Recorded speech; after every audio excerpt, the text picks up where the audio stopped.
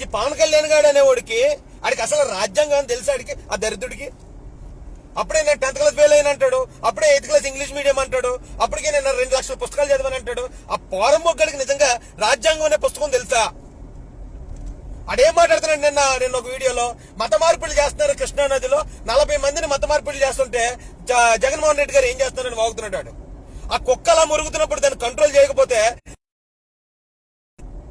మత మార్పిడి చేసుకోవడానికి ఎవడు మత మార్పిడి చేయడు, ఎవడికాడే నచ్చి మతం మారుతాడు.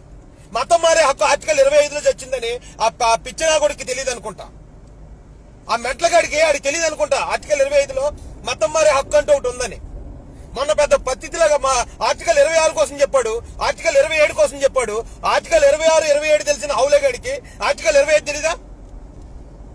ఆర్టికల్ 25లో మత ప్రచారం చేసుకోవచ్చు, మత మార్పిడి నచ్చితే నువ్వు ఏ మతం కన్నా మారిపోవచ్చు అని క్లియర్ గా ఉంది. ఆ విషయం పిచ్చినాగుడికి తెలీదా? ఆడి మాట్లాడే పిచ్చి మాటల వల్ల ఈ లోకల్లో ఉన్న యువత కొట్టుకు చచ్చేలాగున్నారు.